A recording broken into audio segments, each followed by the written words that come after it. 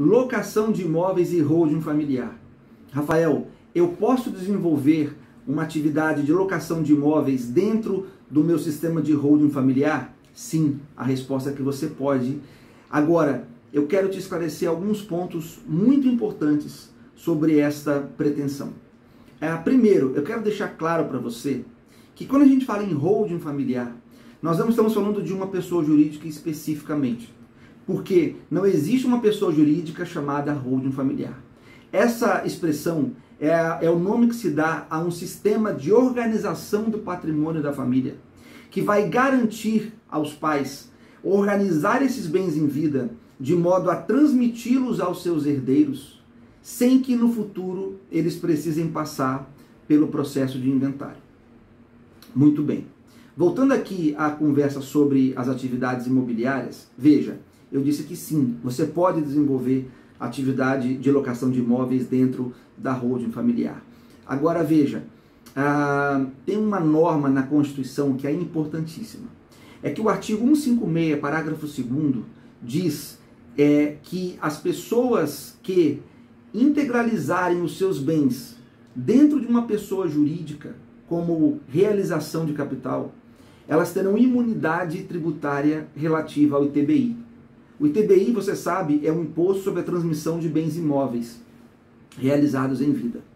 Então veja, eu quero ler para você o dispositivo, para você entender, e aí a gente vai explicá-lo ainda mais em detalhes. Vamos lá? Diz assim o artigo 156 da Constituição Federal de 88.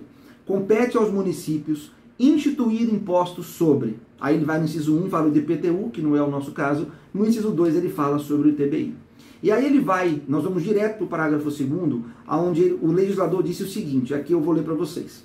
O imposto previsto no inciso 2º, inciso 2, que é o ITBI, não incide sobre a transmissão de bens ou direitos incorporados ao patrimônio de pessoa jurídica em realização de capital, que é o mesmo que integralização de capital, nem sobre a transmissão de bens ou direitos decorrentes de fusão, incorporação, cisão, extinção ou extinção de pessoa jurídica.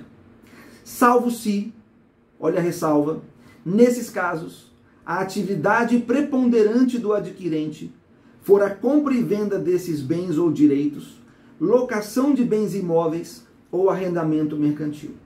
Então repare que no artigo se fala em locação de bens, em venda de bens imóveis, em arrendamento mercantil. Então veja, vamos entender isso, vamos englobar isso dentro de uma única expressão, atividades imobiliárias.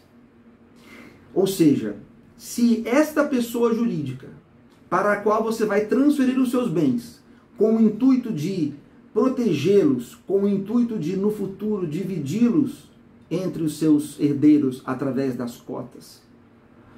Se essa empresa, se essa pessoa jurídica desenvolver uma atividade preponderantemente imobiliária, o município vai poder lhe cobrar o ITBI sobre esta operação de transferência. E aí tudo bem que o artigo fala em atividade preponderante, mas você vai correr o risco do município interpretar que aquela atividade de locação de bens imóveis que você desenvolve é ou não uma atividade preponderante? E se o município disser que sim? Aí você vai ter dois caminhos. Ou você paga e amarga o prejuízo, ou você vai para a justiça brigar contra o município. O que cá entre nós não é nem de longe uma boa opção, porque a gente sabe que no Brasil as brigas judiciais demoram muitos anos. Então você vai perder um tempo precioso da sua vida brigando com o município, ao invés de colocar a sua vida patrimonial em ordem. Percebeu? Então, o que você deve fazer? Qual é a orientação que você deve ter se você possui bens de locação? Você vai criar uma pessoa jurídica específica para a atividade de locação desses seus bens. Você vai declarar a renda desses aluguéis através de uma outra pessoa jurídica que não se confunda com esta pessoa jurídica onde você está guardando seus bens.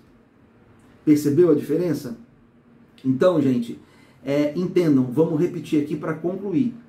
Se você deseja exercer uma atividade imobiliária, qualquer que seja o tipo de atividade imobiliária, não o faça dentro desta pessoa jurídica que vai guardar os seus bens, sob pena de você precisar pagar desnecessariamente o ITBI para o município da situação do bem, onde está localizado o bem.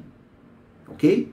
Se você está gostando dos nossos vídeos, nos acompanhe, porque em breve, ainda nesse mês de agosto, nós vamos fazer uma palestra sobre planejamento patrimonial da família, onde vamos abordar esse e outros assuntos muito importantes. Um abraço, até o próximo vídeo.